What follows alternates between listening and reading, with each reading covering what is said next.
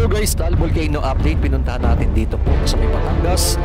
Alamin natin yung 34 na katao na napatay po dito. Nag-start po muna tayo dito po sa may Luneta na po tayo nag-start. Pakita po natin yung ating mga dinaanan para makita nyo po yung ating mga kababayan na OFW. Napaganda na po dito sa may Manila. Napakalinis na po. Sinimula na po ni Yorme Isko Moreno ang pananatiling malinis ang Manila. Isa sa mga kanyang adikain ay maging kagaya ng Singapore ang Manila. Dito tayo dumaan mismo sa may Bulungan. Ayan. Shortcut po ito papuntang Cavite. Ayan, dinaanan natin. At eto, dumaan na po tayo sa may Aguinaldo Highway. Ayan, papuntang Tagaytay, right side. At dito po tayo dumaan, no, sa may pababa na to. Papuntang Talisay, Batangas, mga kababayan. Ito yung pinaka-shortcut, mabilis. At napakaganda po dito ng lugar po dito kung dito ka dadaan, dahil napakarami mga puno at makikita mo yung mga sightseeing dito, yung mga kabundukan dito. Ayan. Salamat sa isang mabuting pagkakataon na tayo muling nakapag-update dito po sa may Taal Volcano. Alamin natin ang kamusta na po kaya dito sa may Taal. At ito po yung gilid po mismo ng kabundukan. Ayan, pinakita lang po natin yung ating dinaanan. Kung kayo dadaan po dito, ingat-ingat po dahil lalo na pag tag-ulan, napakadulas ng kalsada dito at landslide. Yan. Yung mga nakaraan na bagyo, no? Ito dati ay bawal dumaan dahil kasi natabunan mismo itong kalsada, no? Pero ngayon na po, possible na po ito at makikita nyo naman po, ang ganda ng tanawin po dito, talaga nakaka-relax at napakaraming mga punot na laman at napakaganda po talaga dito at sariwa mismo yung hangin. Alamin po natin mismo, no? Pakita natin yung drone shot natin mismo sa may Taal Lake. Yung bunganga. Ito po yung nasirang tulay. Ngayon po kasi hindi pa rin po possible yung tulay, pero gumawa sila ng ekstra daanan pababa. Medyo matagal-tagal na rin po ito, hindi pa po naaayos yung tulay. Wala pa po yatang budget, no? Kaya gumawa sila ng kalsada sa pababa. Ayan yung tulay na nasira, oh. Ayan. Hanggang ngayon po, sira pa rin po yung tulay dito sa may Batangas, Laurel. Ayan. Ito na po yung pinaka-drone shot natin. Ayon nga po kay Boy Totoy, dito daw po tinapon sa Taal Lake, no? Ito sa Lawa, yung 34 na sabungero. Pero ayon sa kanya, yung mga sabungero ay umaabot ng 108 ang mga namatay o pinatay. Pero yung 34 na missing dito po ay dito daw po mismo sa Taal Lake, na pinag-uusapan na po nila, no? Na kukuha ng mga heavy equipment na sisilip, no? Ng mga underwater. Bukod sa mga divers na ginawa na po ng nakaraan, 4 na taon po nang nakakalipas, ay lumutang po ngayon po si Boy Totoy. Yan, na siya ay nagsasabi, no, na ang pinaka mastermind daw po pala, ayon kay Boy Totoy, no. Ayan, mababalitaan nyo yan sa GMA News at iba't ibang mga media platform. Ay ganyan na po ang nangyayari nga. Lumilitaw na po, no, yung 34 na namatay ay dito nga daw po tinapon sa may Lawa, no. Binalutan ng sako, nilagyan ng buhangin at dito nilubog na. Ang ano lang po dito, hindi po masabi ni Boy Totoy kung saan dito banda, no. Hindi niya maitukoy kung saan mismo banda dito sa may Lawa ng Taal Lake. Ayan, punta po natin mismo yung bunganga ng Bulkan Taal, mga kababayan. Grabe po kasi namatay, no? 34. Ang 4 na taon na nakakalipas, hanggang ngayon hindi pa po nasosolve ang problema. I-comment nyo na below kung ano masabi nyo po sa nangyayari dito sa ating bansa, lalong-lalo na sa mga namatayan ng kamag-anak, no? Grabe po, no? 34 na katao ang namatay. Ayan, makikita nyo dito Ayan, may mga iba't ibang crater dito. Pero yung pinaka mas active dyan, itong pinakagitna. Yung pinakamalaking bunganga dyan, yan po yung pinaka-active po dito ngayon. Na hanggang ngayon, ay umano pa rin yan, umuusok pa rin yan. May mga usok-usok pa rin.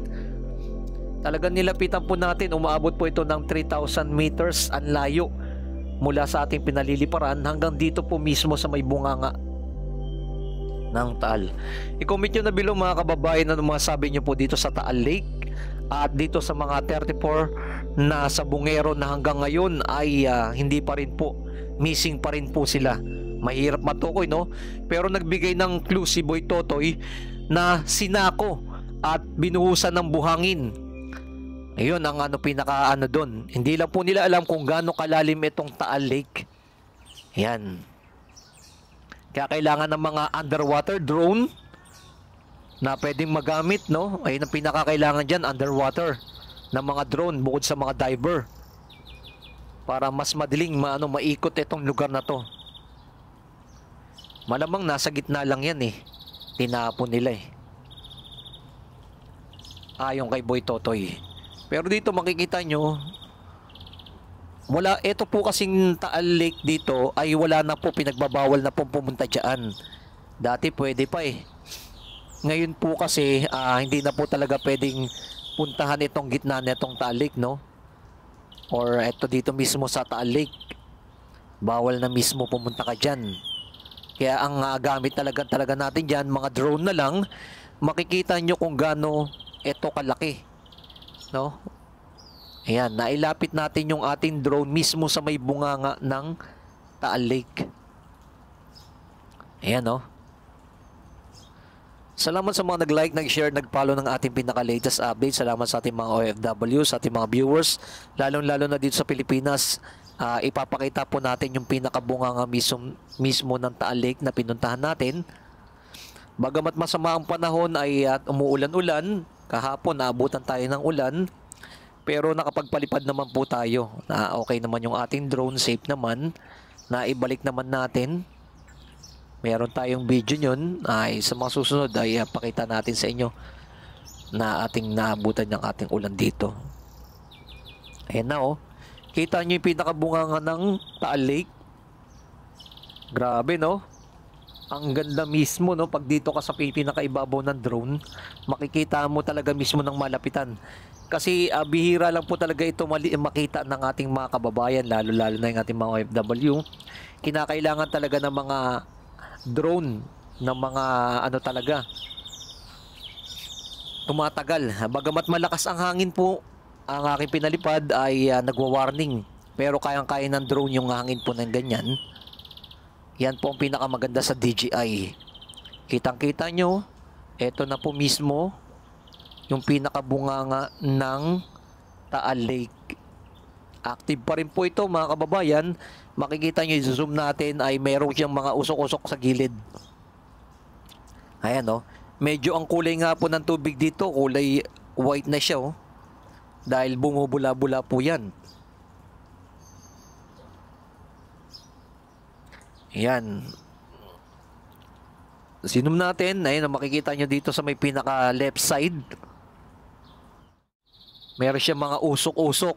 Ibig sabihin, nagbabadya pa ito sa mga ilang araw. May possible na pumutok na naman po ulit. Ayan. Ganun po nangyayari. Ito po isa sa mga pangatlong pinakamalaking ang Taal Lake, no? Kaya makikita ninyo, active pa rin po ito. Yan. Like and comment and share kung ano masabi niyo po dito sa ating pinuntahan sa Taal Lake. Nakita natin muli ang pinakabunganga ng Bulkan Taal na ating pinuntahan. Ayan, no? Kulay white yung tubig ngayon. Makikita ninyo, ganyan siya. Yan. Dito sa may pinaka left side, makikita ninyo yung mga usok-usok pa eh. Yan ang ating pinaka latest update natin dito mga kababayan, na muli natin nakita yung pinakabunganga ng Taal Lake. Nabihira lang po talaga makita ng ating mga kababayan. Kailangan talaga to ng drone. Grabe no, talagang high-tech na po ang ano natin ngayon, technology. Yan, nakikita natin ng ating drone yung bihira lang mapuntahan ng tao. Kagaya nito, pinagbabawal ng pumunta dyan, pumasok sa loob. Kaya drone na lang po ang ating nakikita. Okay, maraming salamat sa ating mga viewers, subscriber na lagi nang sumusuporta kay Skywalk TV. Ito ang ating pinaka-latest update na binabalita natin ngayong araw na to. O yan o, ang ating pinakatutok ng sinom ng ating drone na meron siyang mga usok-usok na.